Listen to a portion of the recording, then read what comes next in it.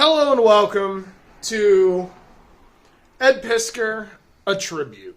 Me and Chris Potter here, who represent Pow Card Games and Comics here on YouTube, and our show, The Weekly Wednesday Warrior, and our Shonen Jump show, are here to report a passing of an inspiration to us that realistically we wouldn't even be doing this YouTube without the existence of their YouTube. Right.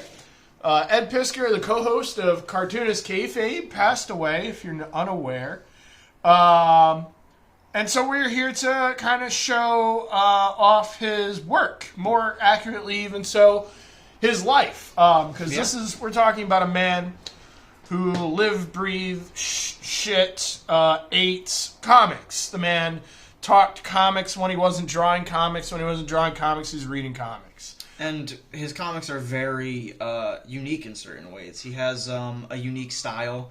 It's not just how he pencils things like a lot of artists. It's how he puts his books together, how he colors his books. And he did all this solely by himself, which is why his output isn't, it's not huge, but the works he does have are incredibly influential. And verbose. Yeah.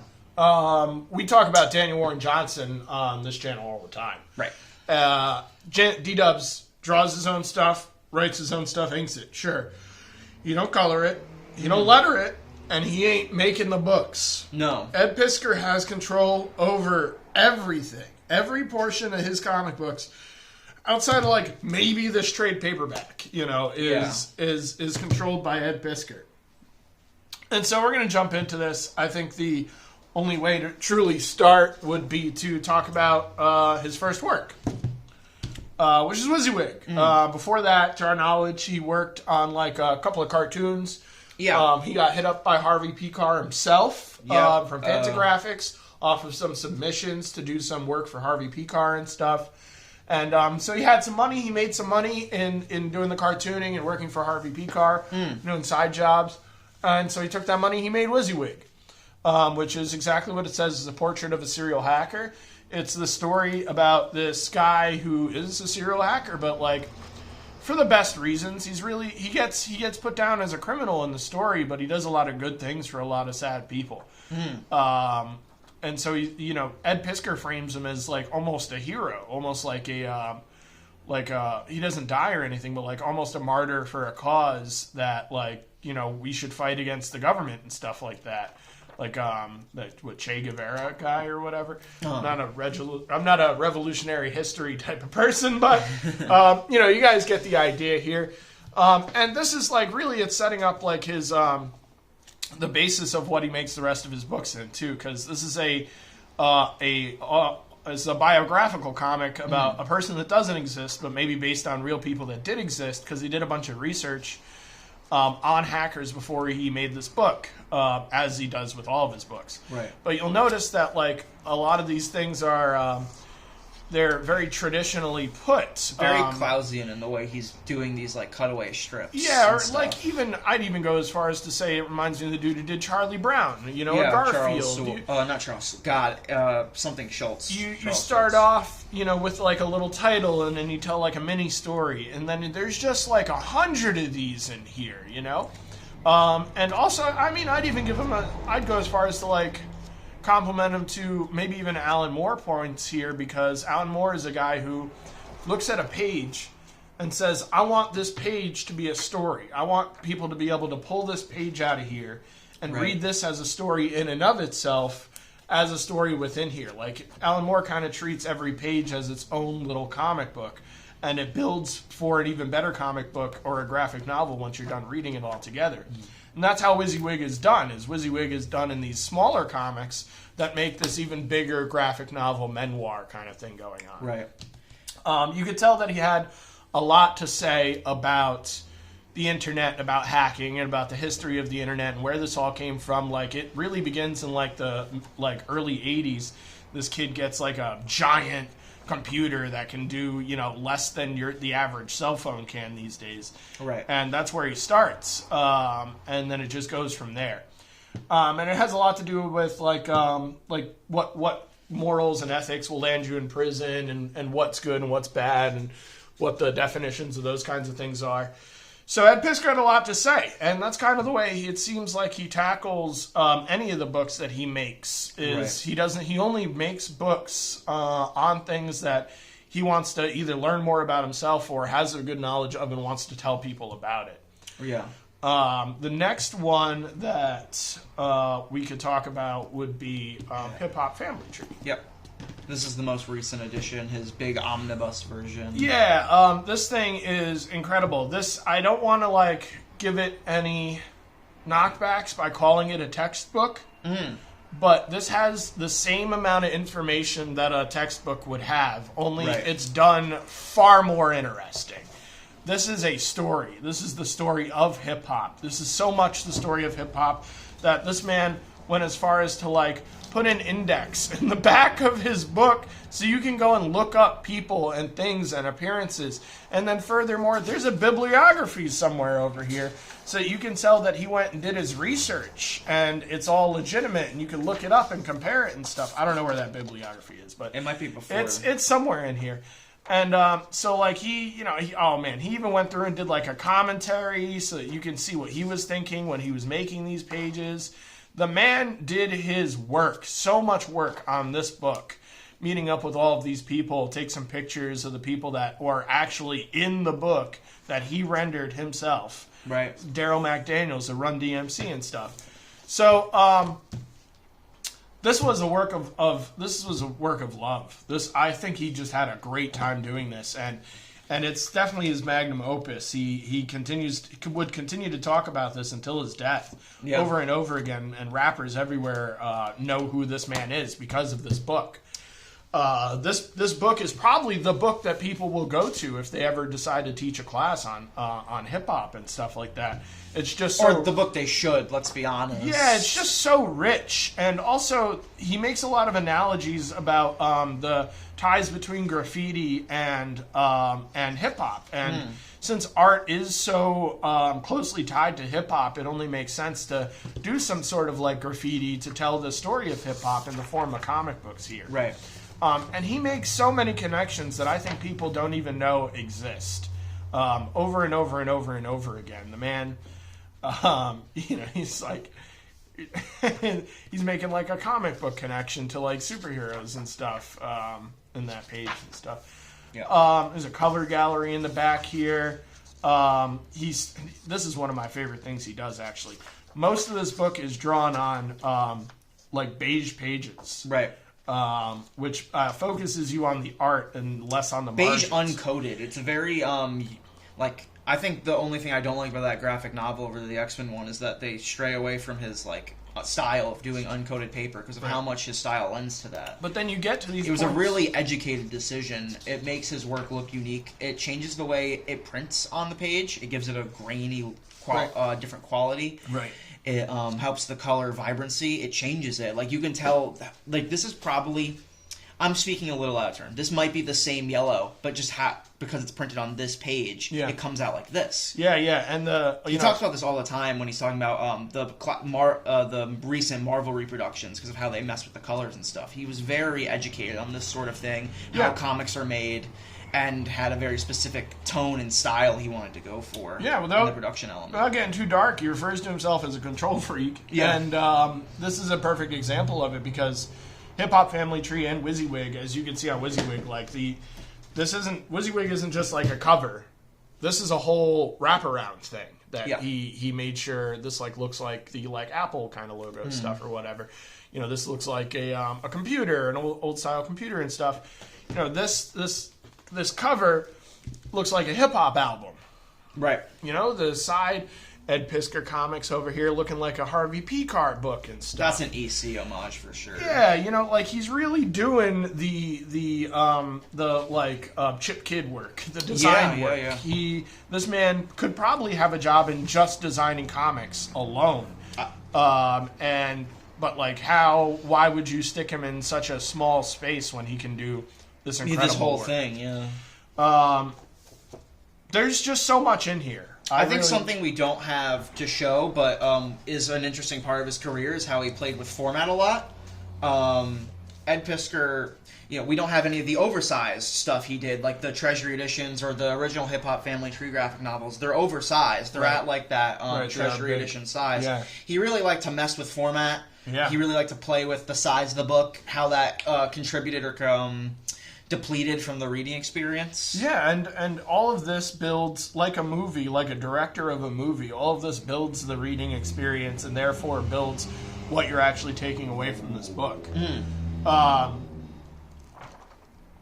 It's just incredible stuff, and not only is it incredible stuff, but nobody else is doing it. Right. There's nobody out here trying to, actually after he did X-Men, then we got Hulk, and we got, Tom Scioli went to do the Jack Kirby book, and like a Stan Lee book. He did a Fantastic Four one. He did a Fantastic Four. But it's only because of Ed Piskor. Right. If Ed Piskor never did X-Men Grand Design, which we can now basically move on to here, then we would have never got any of the other stuff that came after it from like his kayfabe fam. I brought some of the originals just because I want to show off something that isn't in by the same production quality. He's still using all this great white on color. Yeah. The main thing I wanted to highlight from the issues, not the trade paperback, is this bibliography section that's cut out of at least the edition I have. Yeah. These aren't written by him, but I'm sure it's dictated by him. It's page by page what issues he's homaging, what further stories of some of the things, just showing his control freak nature, his verboseness, his understanding of the medium and these characters. Yeah, and I think this is probably Marvel actually telling people we want to sell more comics off of this. Right, but I think that the fact he does it in Hip Hop Family Tree, and I imagine he submitted a document of something like this, Yeah. Oh yeah. I think there's something like this in the collected edition actually, where he does do something like that.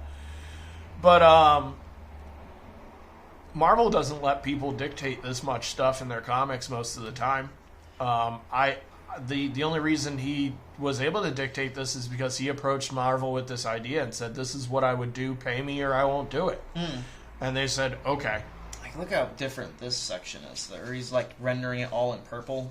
Yeah. Putting like a nice coat of it. Yeah.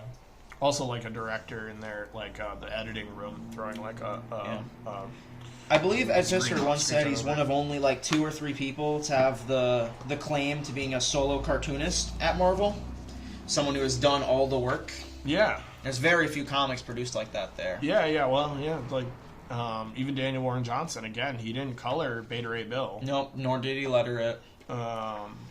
And I mean, I don't know how much Ed even had an editor to go over his scripts and stuff for this.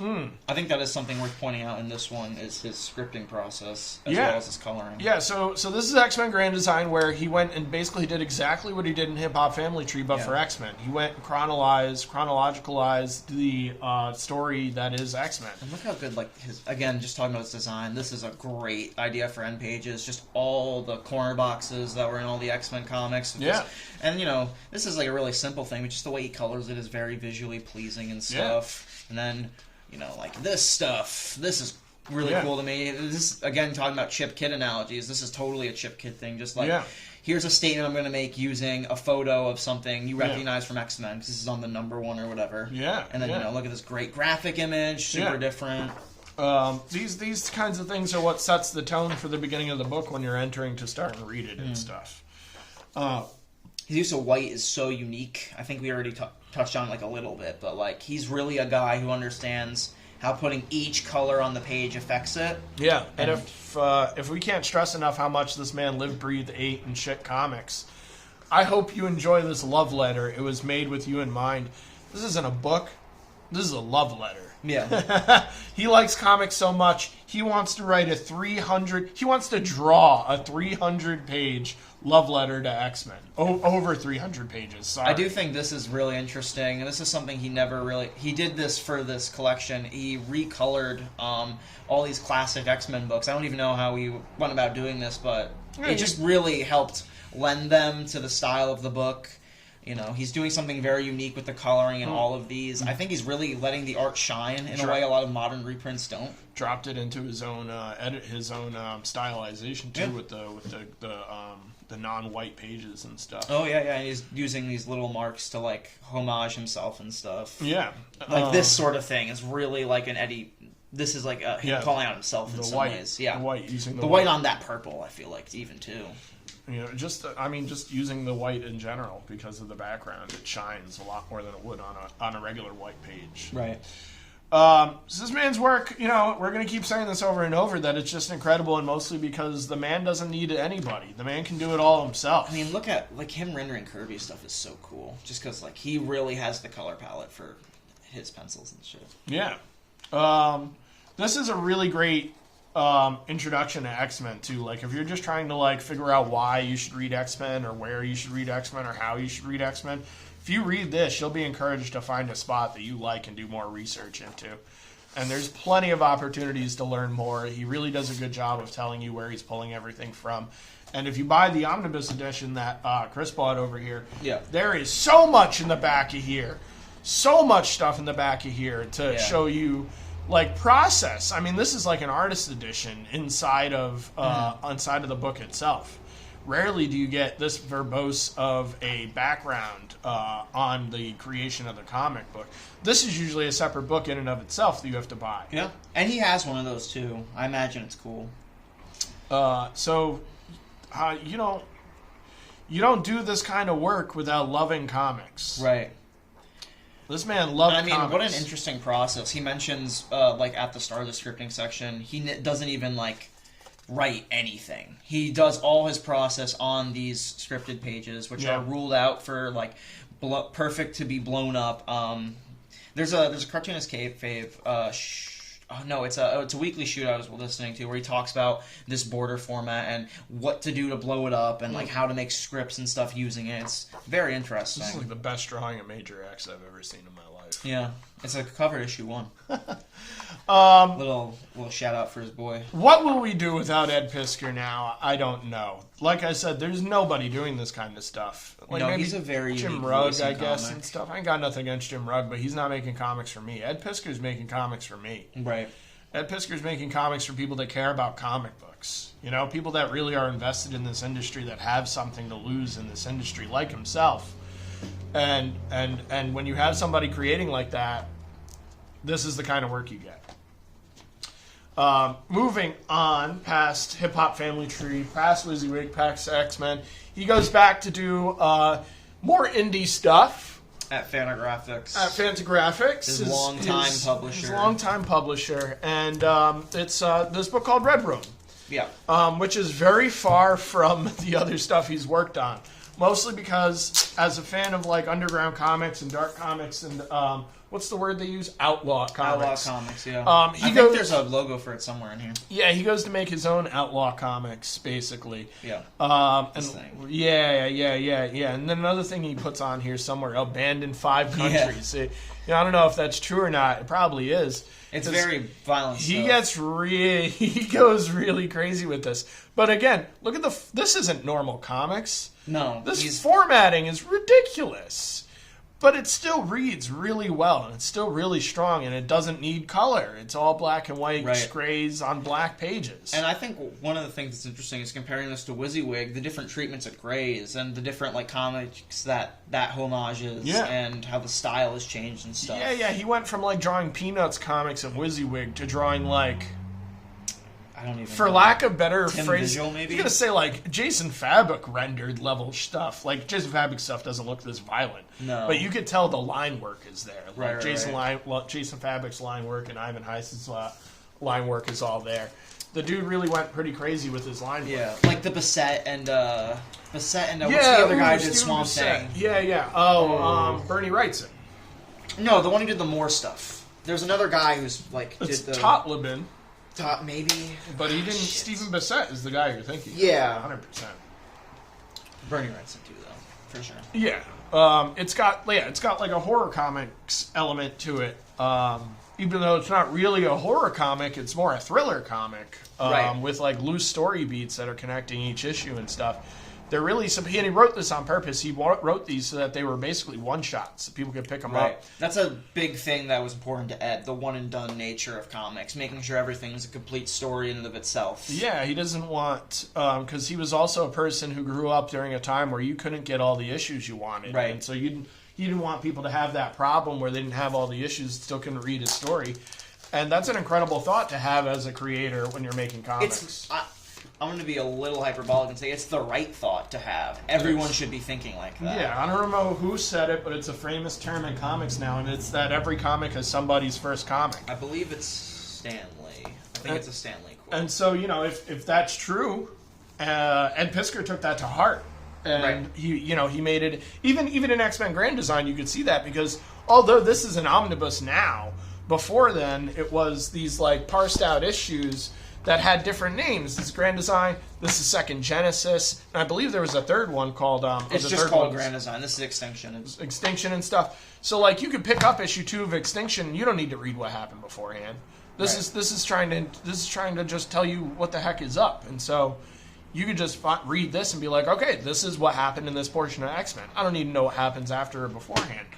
So he kind of does that. And the same with Hip Hop Family Tree. You can pick a portion out of Hip Hop Family Tree and just read about, graffiti or Beastie Boys or the Furious Five or there's the Fat Boys or Curtis Blow, or like the list goes on and on and on, because he did all the research for you and he's presenting it to you in a way that you can understand and not have to do any research yourself. Right. That's the way you want to do comics. You don't want to make it feel like your reader. You don't want to make a reader feel like they have to go and figure out like where this lands in the continuity of something. There are places for that for sure, but Ed Piskor doesn't need it. Yep. And so, yeah, some really gross stuff. I don't know how far we should flip into Red Room, realistically. But I think even they don't flip that far into Red Room on their cartoons. No, probably not. So all this stuff is really good. It all takes a certain taste. I wouldn't hand this stuff to the average Marvel reader. I don't know if I'd even hand this stuff to the average DC reader. No. But I would hand this to the average comic books fan. Right. So if you're a fan of comics and the medium and book design and getting things together, Ed Piskor's the kind of guy for you. It's a damn shame that he's gone, because he's the only one doing this kind of stuff. And without him, we don't have anybody that's here to do it. And he definitely had a lot more projects he probably would have done throughout the rest of his career, the rest of his life. But there's one that is publicly available called Switchblade Shorties. We didn't touch on it, but if you want to look it up, most of it, or at least like 50 strips of it, is out there. Yeah. You can check that out. And, further than that, you should, because now it's going to be supporting his family and stuff. Yeah. Any further book publication is all going to his mother and his father and his sister and his siblings and stuff, his family. So they're sad they've lost a son or a brother, and it's important to support these kinds of people just to show them the love that Ed Piskor should have got while he was alive. Right. Support those people and the tragedy that they have to deal with and stuff. So these are his books, and, we could go on and talk about Cartoonist Kayfabe, which is another huge part of his life and stuff, but just go watch that channel. You'll understand what we're saying. He really documented things a lot of other people haven't through his shoot interviews and stuff. They were great interviewists, great discussionists, even just the average, let's talk about a comic book, and they bring out some X-Men or something. They get a lot of great conversation out of it. Yeah. So I don't think there's really much else to say other than thank you, Ed Piskor, for the work, for your life. Yeah. Thanks for doing what you did. And support him going forward. It should all be going to his family. If all the affairs get in order. Sorry to Jim Rugg and his family for the tragedy that has happened. But it is what it is. You got to continue from here and, appreciate the guy for the stuff that he put down. I think that about wraps us up, Chris? Yeah. Thanks for being here, Pound Card Games of Comics. We'll see you at the next one. Keep an eye on our weekly Wednesday Warriors that are going to come out relatively weekly. Thank you for watching.